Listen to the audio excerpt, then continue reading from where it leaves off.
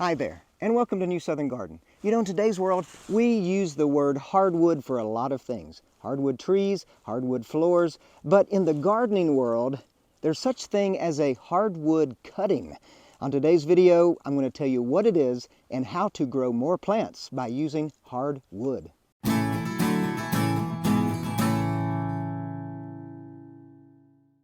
So what exactly is a hardwood cutting? Well, first of all, a hardwood cutting is a term we use in horticulture to describe a cutting that is hard. You see, in springtime, new stems grow up and it's very soft and pliable. But when it comes to a hardwood cutting, they can easily be broken or snapped into two pieces. And this is the kind of propagation that we're going to use today. So even though it looks like it's dead, it actually is very much alive. You'll see all the green wood that's right inside. And that being alive, you can't do this with dead sticks, but with living tissues, it can generate roots all winter long. So you have a brand new plant from what looks like a dry stick next spring. Now I just want to reiterate that not all hardwood is living wood. So this baby right here, you won't really be able to propagate her. She's seen better days. So with that out of the way, we also need to know that not every plant can be propagated by hardwood cuttings, but many can. Hydrangeas, forsythia, mock orange, the list goes on and on. And heck, just because somebody says you can't grow it, doesn't mean you shouldn't give it a try. But one of my favorites is this baby right here, the American elderberry. You can make a cutting from it in a cinch. So the very first thing we need in order to make a hardwood cutting of a hydrangea is a hydrangea. And so here we have a big leaf hydrangea, that's Hydrangea macrophylla. This particular plant tends itself very well to making roots on a hardwood cutting. So the question is, where do we remove it from the plant? So as we look along the stem here, we will notice that there are nodes. And nodes are where the leaves and the buds come from the stem. The best place to make a cutting from a hydrangea would be right above a node. So we're going to remove this from the plant like so. Give it a clean cut, just on a slight angle too. We want to make sure that we have an angle cut so when water does touch the stem, it rolls off and doesn't stand on top of the stem because that could cause disease and rot. So now we have our hardwood cutting. Let's take it to the potting table.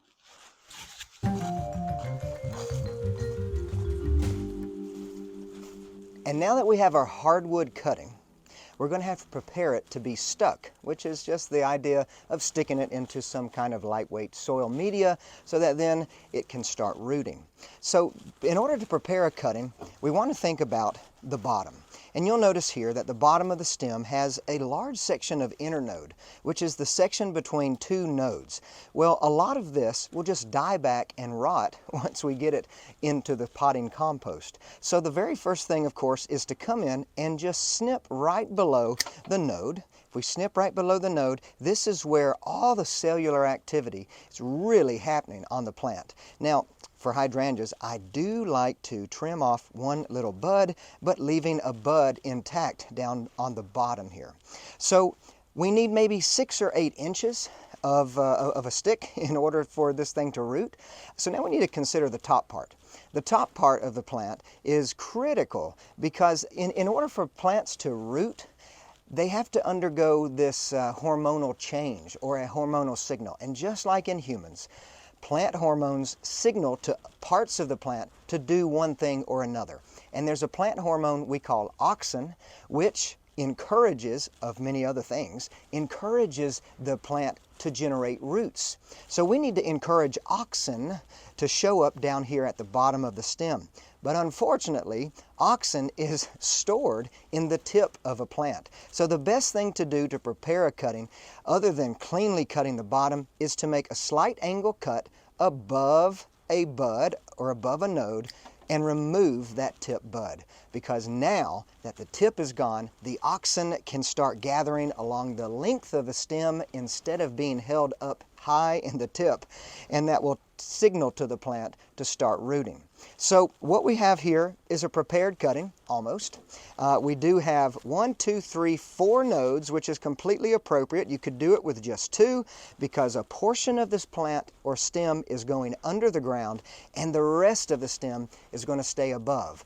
Now, what I love about hydrangeas is having a couple of nodes below the soil is going to actually stimulate branches from down below the soil to give us more branches from the base of the plant. So, other than preparing the cutting by tipping it out and cutting cleanly at the bottom, we do want to talk more hormonal things, and that is by using a plant hormone.